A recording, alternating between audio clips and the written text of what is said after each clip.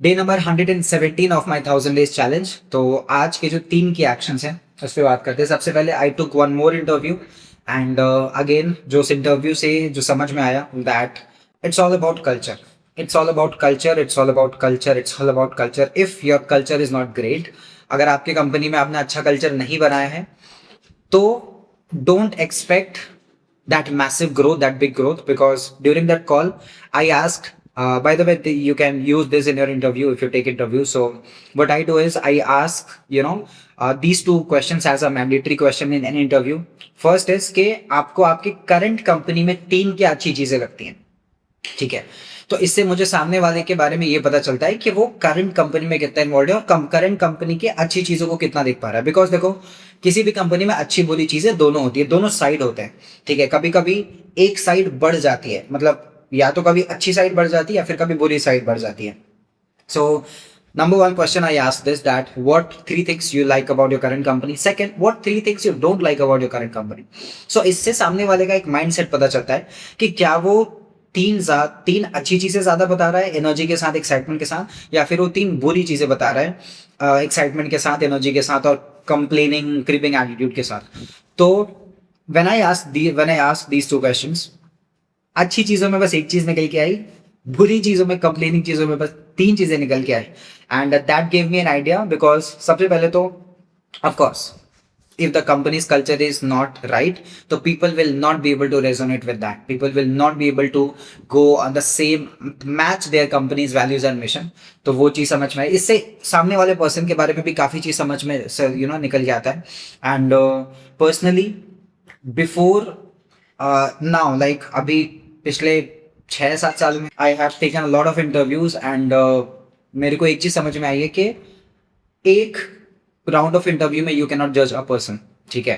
So make sure that you are not taking just one interview, you are taking at least 2-3 rounds, you are understanding the person, you are taking care of the motive and the self image, वो सामने वाले का self image क्या है। Because अभी currently like I was interviewing for sales people, तो sales people का जो सेल्फ इमेज है अगर वो अच्छा नहीं है देन वो ऑनबोर्ड होने के बाद अच्छा काम नहीं कर पाएंगे। For example I make sure के रिजेक्शन वाला जो माइंडसेट होता है, बिकॉज सेलिंग में आपको बहुत ज्यादा रिजेक्शंस मिलते हैं, बहुत ज्यादा आपको ऑब्जेक्शंस मिलते हैं, आपको ना सुनने के लिए बहुत सारी चीजें रहती हैं। So what I do is that I am taking interview, I give some task to the person and I am constantly giving rejection. Okay, I am live on the call, I am giving rejection कि ऐसा करो, I don't like this, give me answer for this. तो इससे सामने वाले का वो resilience समझ में आता है कि क्या वो पर्सन फाइट कर रहा है, लाइक इज ही और she is answering 1 or 2 or 3 objections, one और द अदर और not.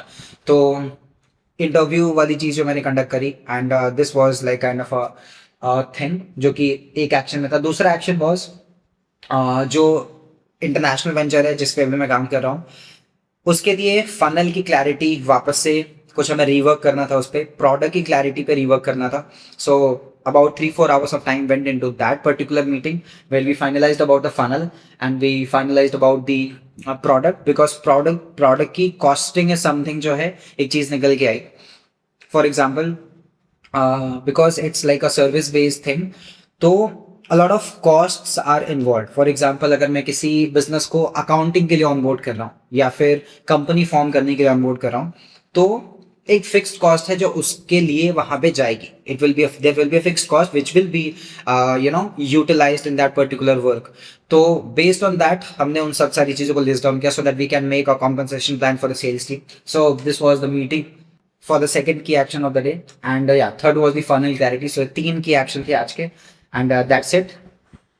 And yeah, that's it. Nothing else, nothing fancy, nothing fluffy, just simple, raw, and behind the scenes. So day number 117 was this. Let's meet tomorrow on day number 118.